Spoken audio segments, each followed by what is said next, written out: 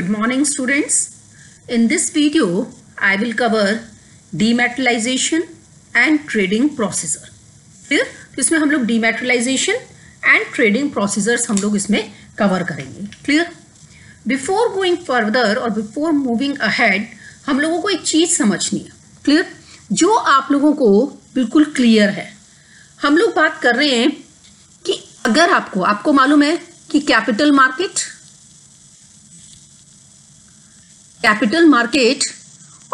Market को हम लोगों ने 2 पार्ट्स में डिवाइड कर दिया.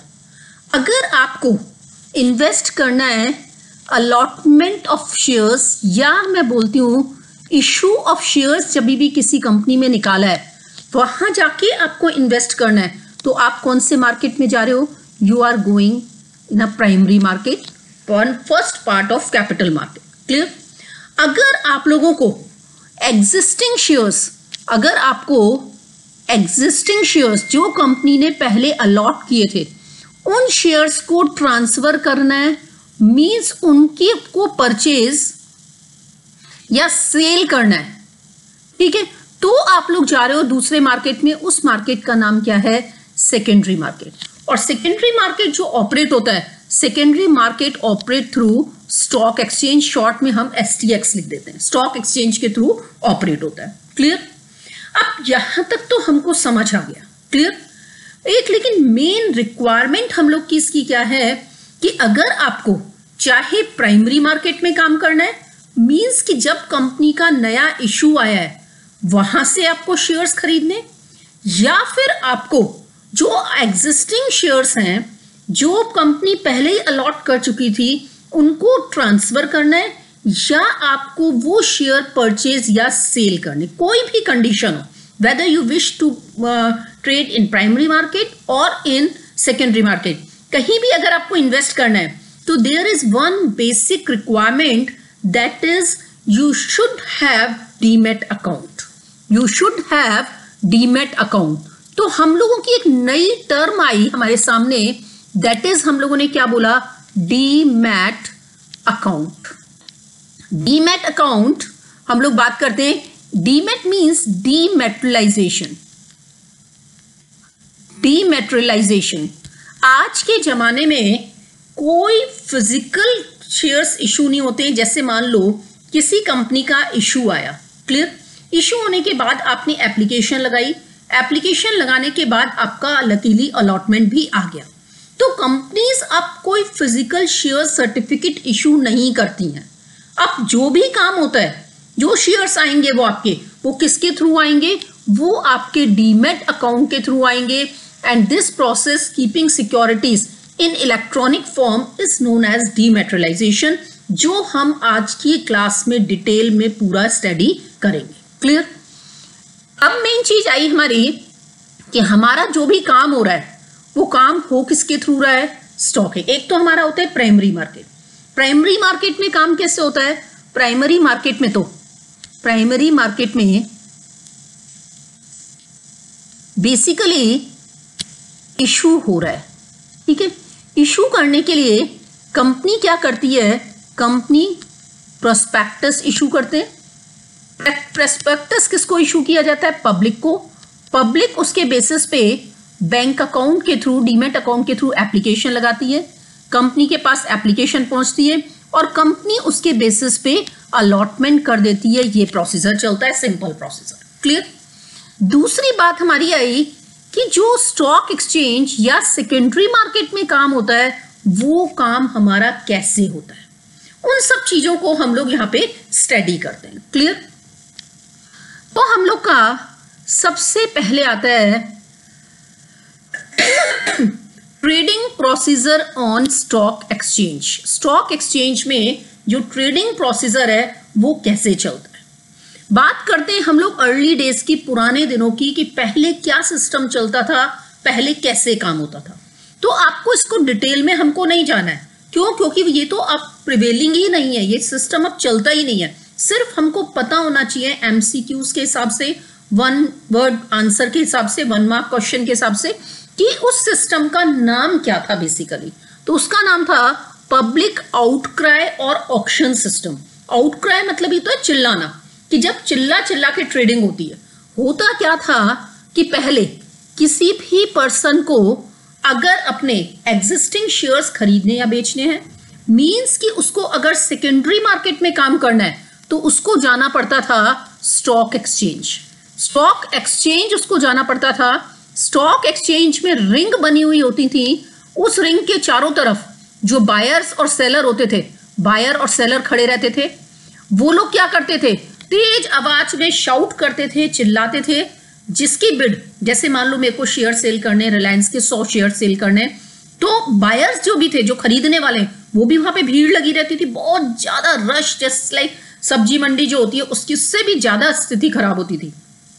तो मैंने अपने लगाए कि 100 शेयर मेरे को रिलायंस के सेल करने, तो अब वहां पे बहुत सारे बायर्स खड़े हुए हैं, प्रोस्पेक्टिव बायर्स।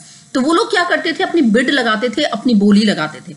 बोली लगाना समझते हो ना, जैसे आईपीएल होता है तो आईपीएल में प्लेयर्स के लिए बोली लगाते हैं, सब लोग बैठे होते हैं। तो ऐसे बायर्स क्या करते थे, वहां पे बिड लगाते थे, बोली लगाते थे, और उसमें जो हाईएस्ट बिडर होता था, हाईएस्ट जो बिड होती थी, उसके पास वो शेयर्स चले जाते थे, वो खरीद लेता था। तो इस तरीके से स्टॉक एक्सचेंज में जाना पड़ता था।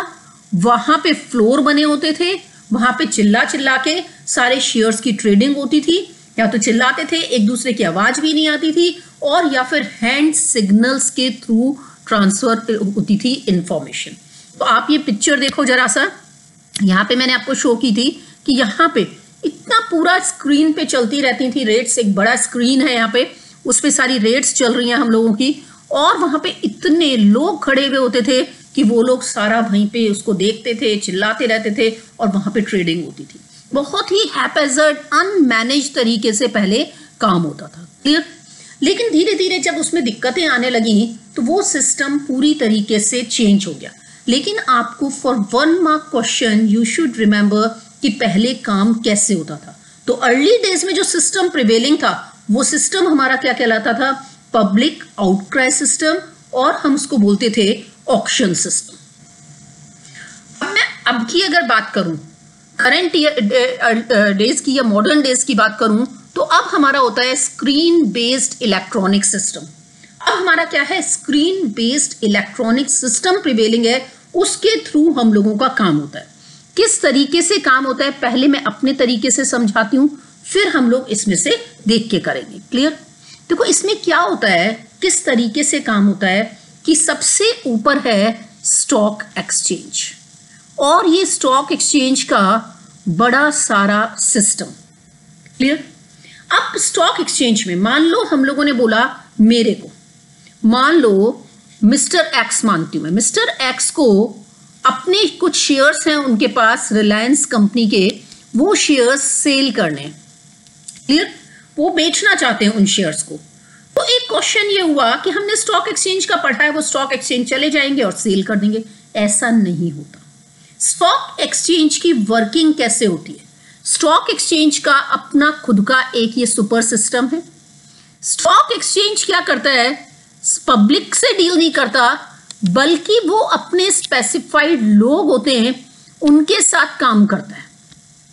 ये सारे जो लोग हैं, ये जो आपको दिख रहे हैं ये लोग, ये सब क्या हैं, इनको बोलते हैं ब्रोकर्स या members of stock exchange. Stock exchange क्या करता है, अपने मेंबर्स बनाता है। मेंबर्स या उनको हम लोग ब्रोकर्स बोल सकते हैं, वो registered members of the stock exchange होते हैं। रजिस्टर्ड मेंबर बनने के लिए आपको एक एग्जाम क्लियर करना पड़ेगा, स्टॉक एक्सचेंज जो स्पेसिफाई करेगा, प्लस आप लोगों को कुछ फाइनेंशियली स्ट्रांग होना जरूरी है। ये बोलते हैं आपको फाइनेंशियली बहुत स्ट्रांग होना जरूरी है।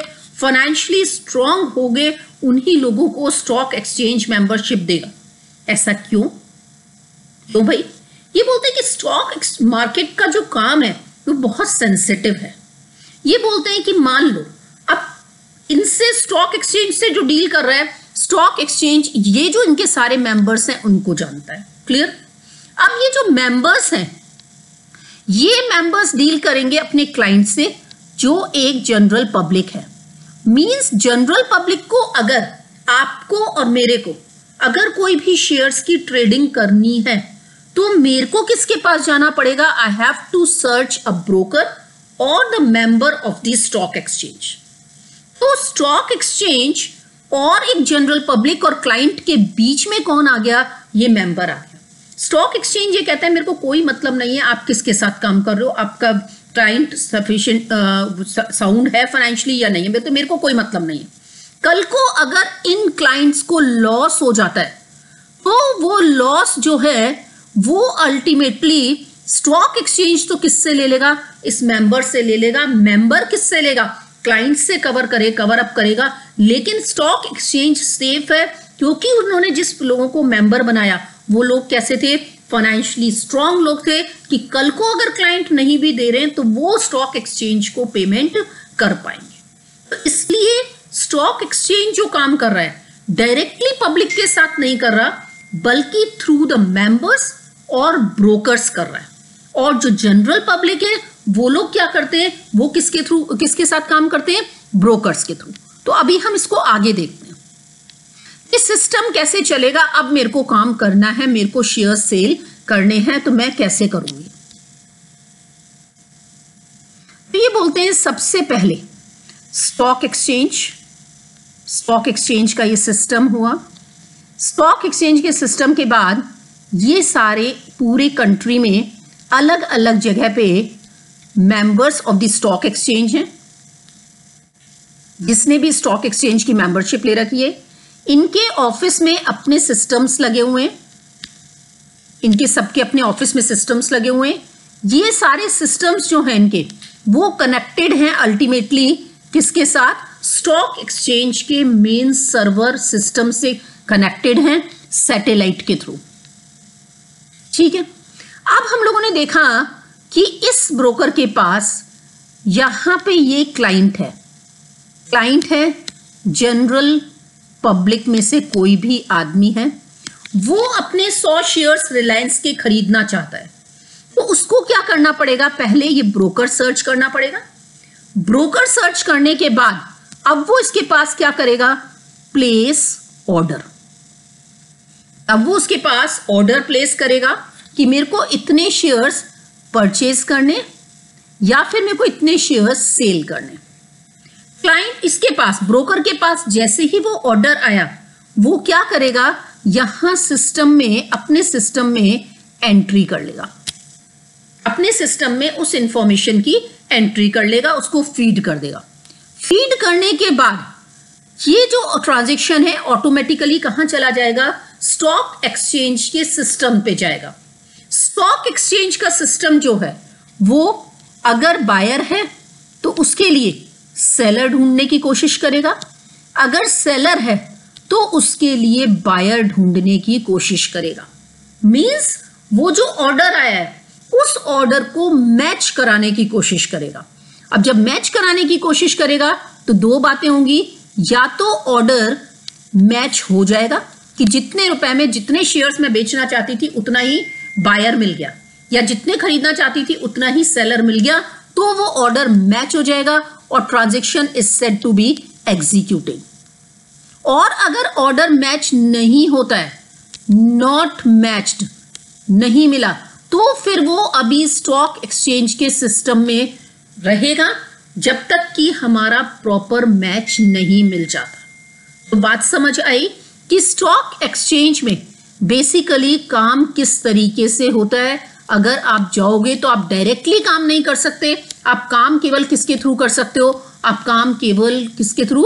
ब्रोकर्स या मेंबर्स जो स्टॉक एक्सचेंज के होते हैं, रजिस्टर्ड मेंबर होते हैं, फाइनेंशियली साउंड होते हैं। आपको अपना ऑर्डर किसको देना पड़ेगा? क्लाइंट को ब्रोकर को देना पड़ेगा। ब्रोकर अपने सिस्टम में फीड करेगा, उस सिस्टम को स्टॉक एक्सचेंज के सिस्टम से कनेक्टेड रहता है। स्टॉक एक्सचेंज का सिस्टम जो है वो बायर के लिए सेलर, सेलर के लिए बायर ढूंढने की कोशिश करेगा उन्हीं टर्म्स एंड कंडीशंस पे जो आपने ऑर्डर में प्लेस किए। मिल जाता है तो ट्रांजैक्शन मैच हो जाएगा, आपका ट्रांजैक्शन, आपका ऑर्डर एग्जीक्यूट हो गया। और अगर नहीं मिलता तो वो स्टोर रहेगा, जब बायर मिलेगा तब फिर वो आपका एग्जीक्यूट होगा। क्लियर? तो इसमें हम लोग अब जल्दी से देख लेते हैं कि प्रेजेंट में हम लोग बात करें तो उसको क्या नाम देते हैं? Screen based electronic system. Stock exchanges, NSC, BSc online screen based system हो गया। सिस्टम ऑफ मेंबर्स और brokers of stock exchange is connected with main system of stock exchange विया सैटेलाइट। मैंने बताया ना, उनके जो सिस्टम है वो स्टॉक एक्सचेंज के सिस्टम से कनेक्टेड रहेंगे।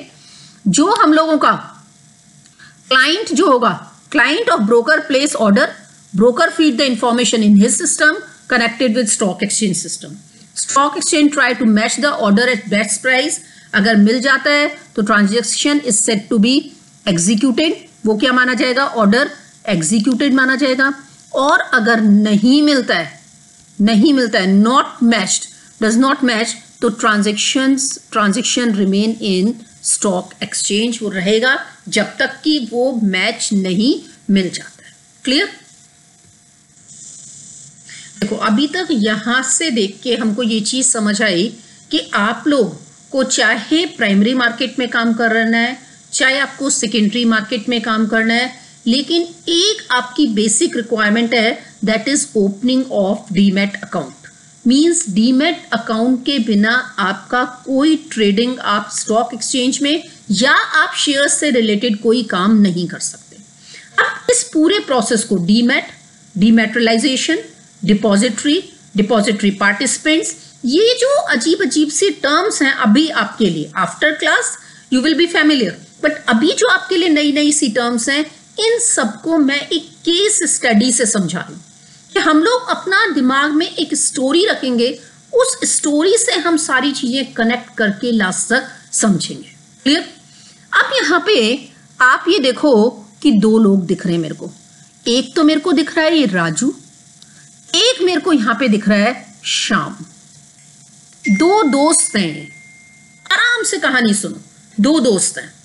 राजू के पास, राजू कह रहा है, ये दोनों मिले, राजू कह रहा है कि I want to invest in the upcoming issue of Reliance Industries, but everyone is saying that I need a demat account. ये क्या है, उनको कुछ नहीं मालूम है।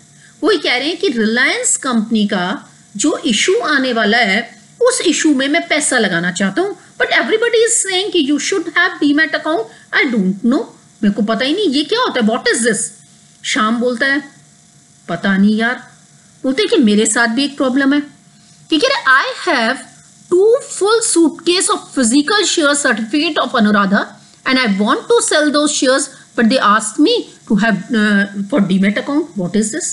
बोलते मेरे साथ भी एक समस्या है कि मेरे पास एक बहुत पुराने, जब physical company share certificate issue करती थी, तब के मेरे पास 2 सूटकेस भर के शेयर सर्टिफिकेट्स रखे हुए हैं, फिजिकल शेयर सर्टिफिकेट्स, और अगर मैं उनको बेचूं ना तो उससे बहुत सारा पैसा मिल सकता है। तो मैं उनको क्या करना चाहता हूं, मैं बेचना चाहता हूं।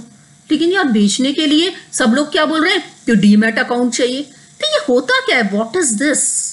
तो हमारी केस स्टडी यहां पे से स्टार्ट हुई 2 बातें कि अगर किसी भी पर्सन को प्राइमरी मार्केट में काम करना है, मींस इशू में शेयर्स में पैसा लगाना है, इशू ऑफ शेयर्स में, या किसी के पास एग्जिस्टिंग शेयर्स हैं उनको सेल करना है, या वो जो मार्केट में पहले से शेयर्स इशूड है उनको परचेज करना है, तो उस कंडीशन में हमारे को एक चीज यहां से समझ आई कि मेरे को डीमैट अकाउंट तो चाहिए। लेकिन डीमैट अकाउंट कैसे है, क्या है, कैसे खुलता है, अब आगे बढ़ते हैं। तो राजू और श्याम की समस्या ये थी कि राजू को तो इन्वेस्ट करना था, इन्वेस्ट कहां पे करना था उसको, प्राइमरी मार्केट में, और शाम को ट्रेडिंग करनी थी, कहां पे करना था उसको काम, सेकेंडरी मार्केट में। और दोनों को किसी ने ये समझाया कि आपको दोनों को डीमैट अकाउंट की जरूरत है। वो बोले कि अपने को समझ नहीं, ना तेरे को पता ना मेरे को पता, लेट्स गो टू एक्सपर्ट। तो वो लोग यहां से चले, let's go to mister expert, कि हम एक्सपर्ट से जाके मिलते हैं, उससे समझते हैं कि ये सारी चीजें क्या होंगी। क्लियर? अब देखो यहां पे पहुंच गए वो लोग मिस्टर एक्सपर्ट के पास। He is Baburao and he is mister expert. ये दोनों श्याम और राजू यहां पे आ गए, किसके पास, एक्सपर्ट के पास आ गए। एक्सपर्ट ने बोला कि चलो मैं आपको सारी चीजें समझाता हूं और आपका डीमैट अकाउंट वगैरह खुलवा के मैं सारा काम कर दूंगा, इतनी मैं फीस लूंगा। बोले फीस ले लेना, लेकिन हमारे को समझा दो कि भैया ये डीमैट अकाउंट क्या बीमारी है, कैसे खुलेगा, क्या चक्कर है। क्लियर? सबसे फर्स्ट टर्म हमारी आई डीमैटेरियलाइजेशन। तो डीमैटेरियलाइजेशन का मतलब होता है keeping securities in electronic form.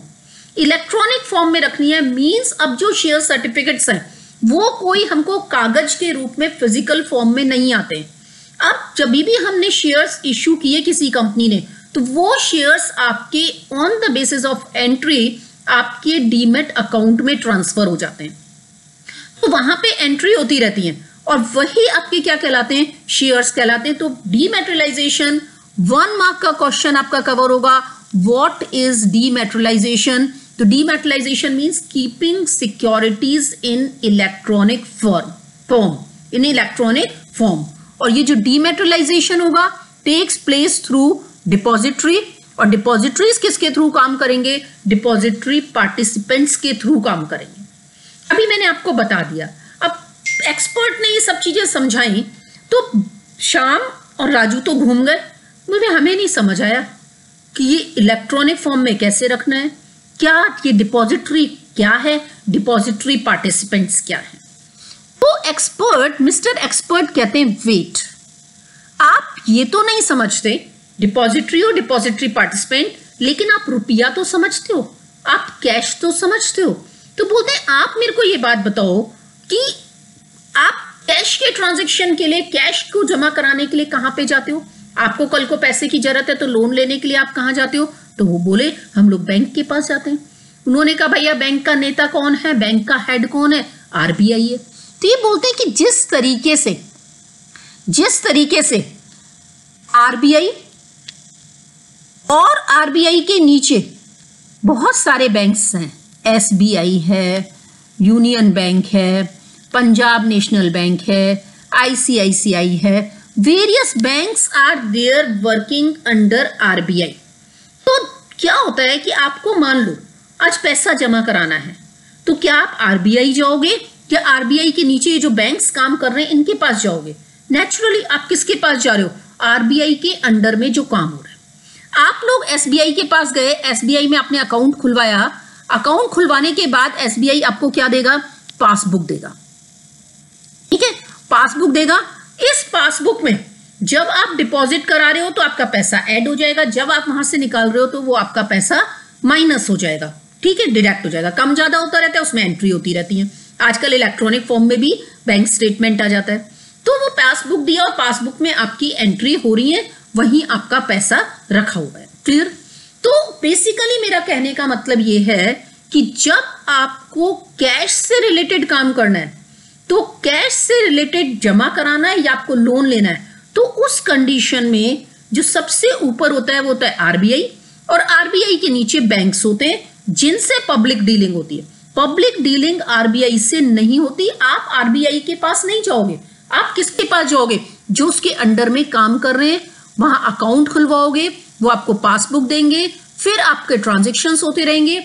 आपने खरीदे आपने जमा कराए, ऐड हो जाएंगे, आपने अगर खर्च किए या आपने विड्रॉ किया अकाउंट से तो आपके माइनस हो जाएंगे।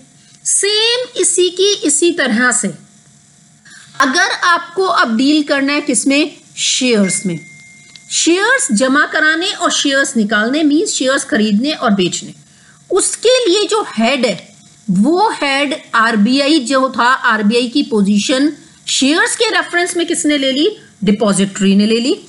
और डिपॉजिटरी के नीचे जैसे हम लोगों ने वहां पे क्या किया था, बैंक से, यहां पे कहते हैं डीपीज, जिनको बोलते हैं डिपॉजिटरी पार्टिसिपेंट्स।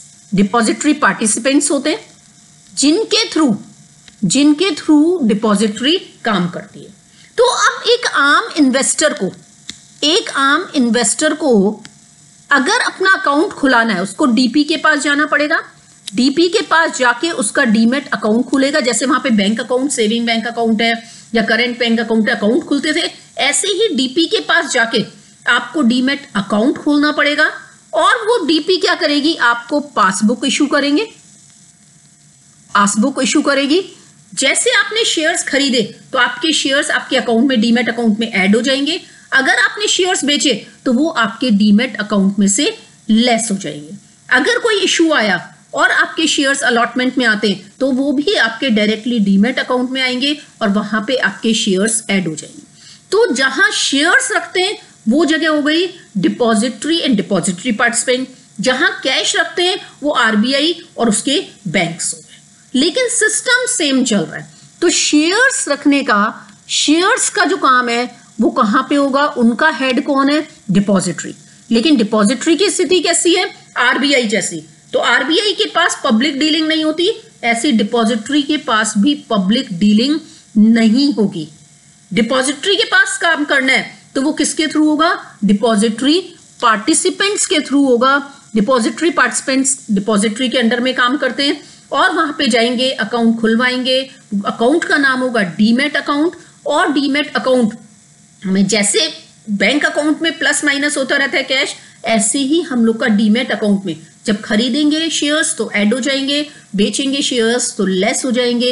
इस तरीके से अब उन्होंने बोला कि इस तरीके से क्या हो गया, डीमैटलाइजेशन हो गया। अब ये बोलते हैं कि अब समझो, हमने ये तो बता दिया कि सबसे बड़ा राजा आरबीआई का जैसा कौन है, डिपॉजिटरी। डिपॉजिटरी के नीचे उसके एजेंट कौन है, डिपॉजिटरी पार्टिसिपेंट। लेकिन ये बोलते हैं कि और भी समझ लो भैया कि डिपॉजिटरी है क्या, कौन है, क्या है, कैसे काम होता है डिपॉजिटरी। तो ये बोले कि डीमैटेरियलाइजेशन मतलब क्या है, keeping securities in electronic form. और जिस इंस्टीट्यूशन के पास वो होल्ड करता है, जो इंस्टीट्यूशन इलेक्ट्रॉनिक फॉर्म में, उसको क्या बोलते हैं, डिपॉजिटरी। ये बोलते हैं कि डिपॉजिटरी क्या है, डिपॉजिटरी एक इंस्टीट्यूशन है। Depository is an institution which hold securities in electronic form, जो सिक्योरिटीज को इलेक्ट्रॉनिक फॉर्म में रखता है। In India there are 2 depositories. ये तो आपका केवल एक लर्निंग वाला पार्ट है कि इंडिया में 2 डिपॉजिटरीज हैं। एक एनएसडीएल, ये नाम याद रखने छोटे क्वेश्चंस के लिए। एनएसडीएल फुल फॉर्म उसका नेशनल सिक्योरिटीज डिपॉजिटरी लिमिटेड। दूसरा CDSL, Central Depository Service Limited. Joint venture है आईडीबीआई, यूटीआई और एनएससी का। IDBI Industrial and Development Bank of India, Unit Trust of India and NSC. और ये joint venture है Bank of India और BSC का। First and largest depository है and second largest depository. ये केवल लर्निंग का है। तो institution where we are keeping our securities in electronic form is known as depository. और डिपॉजिटरी इंडिया में 2 हैं, एनएसडीएल है, सीडीएसएल है। एनएसडीएल का फुल फॉर्म मतलब कितने सारे शॉर्ट क्वेश्चन बने कि where we are keeping securities in electronic form, depository. Depository, how many depositories are there in India, 2 depositories are there in India. Name the depositories, NSDL and CDSL. Then हम लोग का what is the full form of NSDL, National Securities Depository Limited. What is the full form of CDSL, Central Depository Service Limited. किसका joint venture है NSDL, joint venture of IDBI, UTI and NSC. CDSL किसका है, Bank of India, BSc. First and largest depository in India NSDL, second largest depository in India हम लोग का CDSL. तो मतलब अभी मैंने काउंट किए तो 12 क्वेश्चंस यहाँ पे हमारे 1 मार्क के रेडी हो गए सिर्फ एक स्लाइड से। क्लियर? तो ये भी आप लोगों को लर्न करना है। क्लियर? दूसरा वर्ड मैंने बताया था कि डिपॉजिटरीज वर्क किसके थ्रू कर रहे हैं, depositories are working through depository participants. तो बेसिकली डिपॉजिटरीज के एजेंट जो होते हैं वो क्या कहलाते हैं, डीपीज कहलाते हैं। इनको सेबी में registration, SEBI is for security and exchange board of India, उनके पास रजिस्ट्रेशन कराना पड़ता है, सर्टिफिकेट लेना पड़ता है। जो स्टॉक एक्सचेंज के मेंबर्स हैं वो भी ये काम कर सकते हैं डिपॉजिटरी पार्टिसिपेंट का।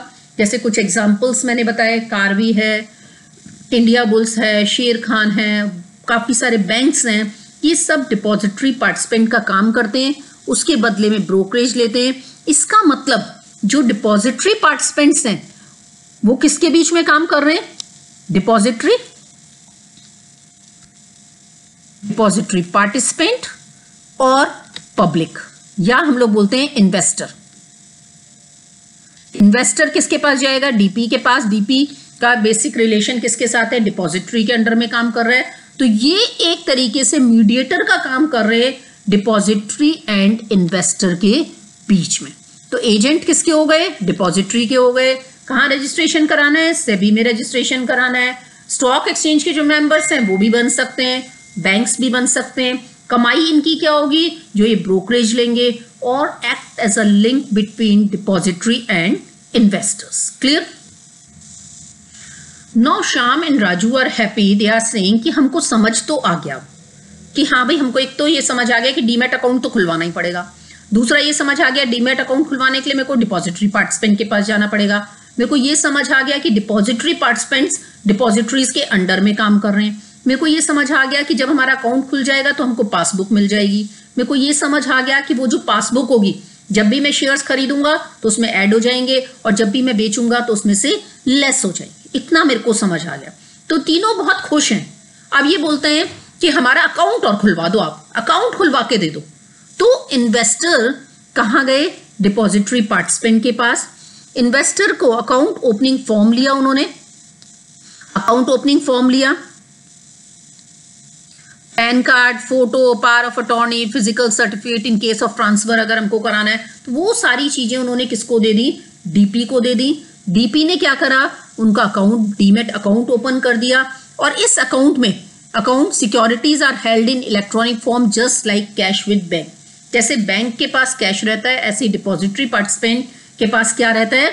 उसके पास रहता है शेयर्स। क्लियर? यहाँ पे हमको अगर हमारे पुराने धुराने शेयर्स पड़े और हमको अगर उनको फिजिकल शेयर सर्टिफिकेट्स हैं और हमको इलेक्ट्रॉनिक फॉर्म में कन्वर्ट कराना है तो इलेक्ट्रॉनिक फॉर्म में भी यहाँ पे कन्वर्ट हो जाएंगे, इस अकाउंट में ट्रांसफर होगी। DP will issue passbook in which entries in respect of sale and purchase of shares will be made from time to time। तो ये लोग बहुत खुश हैं। डीपी के पास गए, डीपी को उन्होंने डॉक्यूमेंट्स दिए, डीपी ने उनका डीमैट अकाउंट खोल दिया, उनको पासबुक दे दी। राजू को बोला कि भैया आपको जब भी अलॉटमेंट करना है, अलॉटमेंट आएगा तो आपके शेयर्स यहाँ पे आ जाएंगे। और शाम को ये बोला कि आपके पास जितने भी फिजिकल शेयर सर्टिफिकेट्स हैं वो लाके हमको दे दो, हम उनको किस में कन्वर्ट कर देंगे? डीमैट अकाउंट के थ्रू इलेक्ट्रॉनिक फॉर्म में कन्वर्ट कर देंगे। क्लियर? नाउ अब इसका फायदा क्या हुआ? अब ये समझ रहे हैं, कह रहे हैं कि now Shyam can convert his physical shares in electronic form and after conversion transfer means sell those shares in stock exchange. बोले जैसे ही कन्वर्ट हो जाएंगे फिर मैं स्टॉक मार्केट जाऊंगा और अपने शेयर्स को बेच दूंगा। डीपी विल ऐड और delete shares by making entries in passbook in case of sale and purchase. कि वो डीपी जो है अपने आप सारा प्लस माइनस करते रहेंगे। राजू भी खुश है कि he can file application for the subscription of shares through his bank account। Bank account demat account के थ्रू वो लोग एप्लीकेशन लगा सकते हैं और उनके जो शेयर्स हैं वो अलॉट होके कहाँ आ जाएंगे? डीमैट अकाउंट में, जो कहाँ पे खुला हुआ है? डिपॉजिटरी पार्टिसिपेंट के पास खुला हुआ है, वहां पे शेयर्स आके उसके जमा हो जाएंगे और पासबुक में एंट्री हो जाएगी। क्लियर? तो नाउ दे आर हैप्पी, उनका यहां तक का काम हो गया, डीमैट अकाउंट खुल गया, बैंक अकाउंट उनका पहले से था, तो अब वो आराम से स्टॉक एक्सचेंज शेयर मार्केट में ट्रेडिंग कर सकते हैं। ट्रेडिंग कैसे करेंगे, उसका क्या प्रोसीजर होगा, that I will cover in next video.